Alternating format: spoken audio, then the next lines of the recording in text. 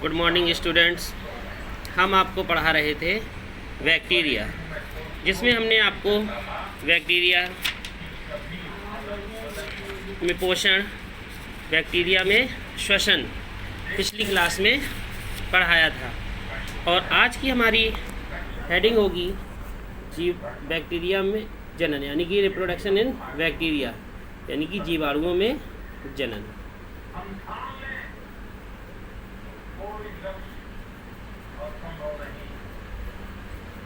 जिसे हम कह सकते हैं रिप्रोडक्शन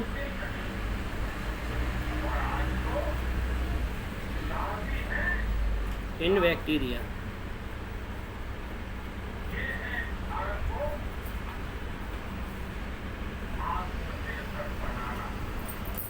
रिप्रोडक्शन इन बैक्टीरिया, तो जीवाणुओं में जनन किस प्रकार से होता है आज हम ये आपको बताएंगे। तो जीवाणुओं, तो सभी लोग सुने। तो सबसे पहले है जीवाणुओं में जनन मुख्य रूप से वर्धी तथा अलैंगिक विधियों द्वारा संपन्न होता है।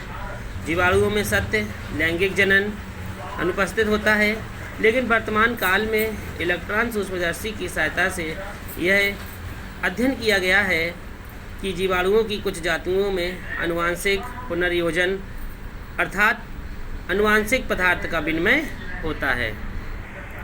तो जीवाणुओं के जनन के अंतर्गत निम्न जनन भी आते हैं, जिसमें पहला जनन होता है कायिक जनन, जिसे हम कह सकते हैं वेजिटेटिव रिप्रोडक्शन। तो कायिक जनन क्या है? जीवाणुओं में इस प्रकार का जनन विखंडन तथा मुकुलन द्वारा होता है। तो सबसे पहले हम हेडिंग डालेंगे जीवाणुओं में जनन में कायिक जनन।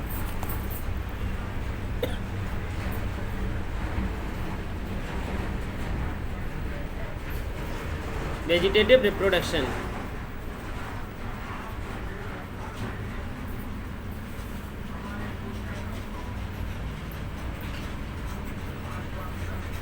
वेजिटेटिव रिप्रोडक्शन, तो जीवाणुओं में इस प्रकार का जनन विखंडन तथा मुकुलन के द्वारा होता है। तो सबसे पहले इसके अंतर्गत एक जनन आता है जिसे हम कहते हैं द्विविखंडन जनन।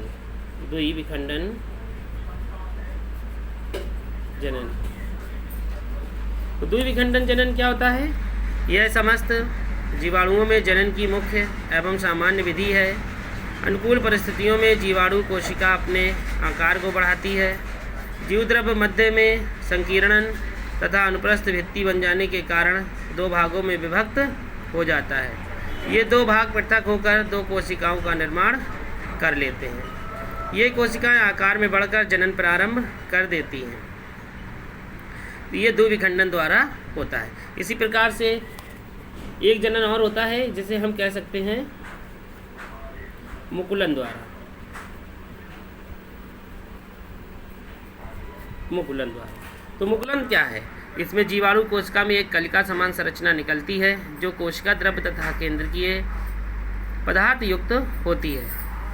ये पूर्ण विकसित हो जाने पर कलिका बनकर जनक के शरीर से एक बड के रूप में बाहर निकलती है और फिर पृथक होकर नई कोशिका भित्ति जैसी कार्य करने लगती है, जैसे विगडी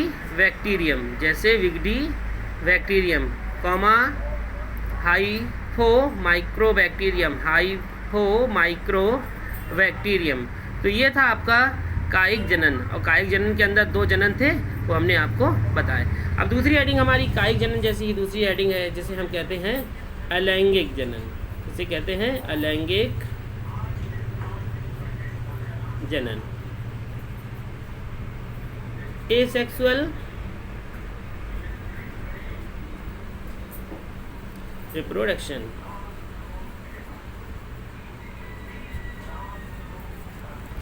एसेक्सुअल रिप्रोडक्शन, तो जीवाणुओं में अलैंगिक जनन निम्नलिखित विधियों द्वारा संपन्न होता है। जैसे सबसे पहली जो विधि है वह है अंतःबीजाणुओं द्वारा। तो लिखेंगे, हेडिंग है हमारी अंतःबीजाणुओं द्वारा, जिसमें लिखेंगे बैसिलस तथा कॉलिस्ट्रीडियम प्रकार के जीवाणुओं की प्रत्येक कोशिका से केवल एक अंतःबीजाणु ही उत्पन्न होता है। ये बीजाणु जीवाणुओं के मध्य ये बीजाणु जीवाणुओं के मध्य भाग में अथवा एक किनारे के पास उपस्थित रहते हैं। प्रतिकूल परिस्थितियों में जीवाणु कोशिका का जीवद्रव संकुचित होकर गोलाकार हो जाता है। प्रतिकूल परिस्थितियों में जीवाणु कोशिका का जीवद्रव संकुचित होकर गोलाकार हो जाता है, जिसके चारों ओर एक कड़ी प्रतिरोधक भित्ति निर्मित हो जाती है। अंतः बीजाणु निर्माण की प्रारंभिक अवस्था में डीएनए द्विगुणन द्वारा एक लंबे अक्षीय केंद्रकाप का निर्माण होता है। तो इसी प्रकार से दूसरी हमारी हेडिंग होगी, जैसे पहली हेडिंग हमारी थी अंतः बीजाणुओं द्वारा, दूसरी हेडिंग है कोनोडिया या कर्णा द्वारा, कोनिडिया या कर्णा द्वारा। तो इसमें है कि कुछ तंतुमय जीवाणुओं के तंतुओं के अनुप्रस्थ भित्तियाँ बनने से श्रृंखला में कर्णा बनते हैं। ये कर्णाधार कहलाते हैं। जैसे स्ट्रेप्टोमाइसिटीज़, माइक्रोमोनोस्पर्मा। इसी प्रकार से तीसरी हेडिंग हमारी है चल बीजाणुओं द्वारा। तो चल बीजाणु में कि कुछ जीवाणु में चल बीजाणुओं का निर्माण होता है। कुछ जीवाणुओं में चल बीजाणुओं का निर्माण होता है जिनमें नए जीवाणु बनते हैं, जैसे राइजोबियम। इसी प्रकार चौथा है पुटी द्वारा। तो कुछ जीवाणुओं में कोशिका के चारों तरफ एक मोटी भित्ति निर्मित होती है। जिससे कोशिका एक पुटी के रूप में बदल जाती है। अनुकूल वातावरण में पुटी अंकुरित होकर नए जीवाणु को उत्पन्न करती है, जैसे एज़ोटोवैक्टर। अब आई हमारी अगली हेडिंग जो है, जिस प्रकार से ये लैंगिक जनन द्वारा थी, इसी प्रकार से अगली हेडिंग हमारी है लैंगिक जनन। तो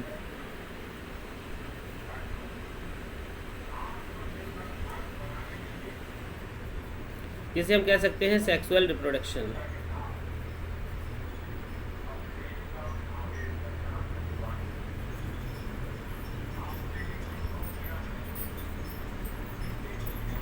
तो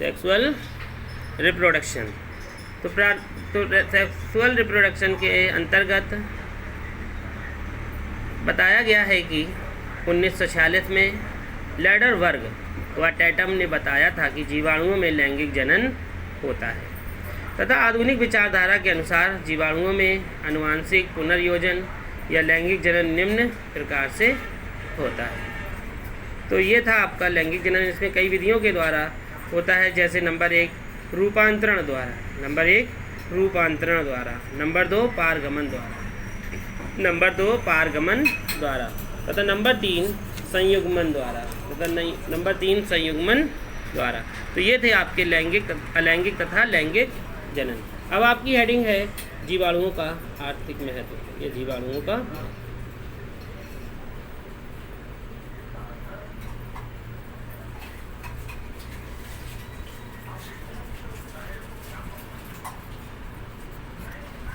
का आर्थिक महत्व। तो जीवाणुओं से मानव जाति को लाभ तथा हानियाँ दोनों ही होते हैं। नंबर 1 लाभदायक क्रियाएं हैं। जीवाणुओं से होने वाली लाभदायक क्रियाएं निम्नलिखित होती हैं। सबसे पहले तो ये, जैसे नंबर 1 है उद्योगों के रूप में। तो उद्योगों के रूप में जीवाणुओं का आर्थिक महत्व होता है। सबसे पहले जैसे जीवाणुओं से हमें बहुत लाभ भी है। तो जैसे उद्योगों के रूप में सबसे पहला हमारा है डेयरी उद्योग। तो सभी लोग जानते हैं कि डेयरी उद्योग के रूप में हम बैक्टीरिया के द्वारा इससे व्यवसाय कर सकते हैं।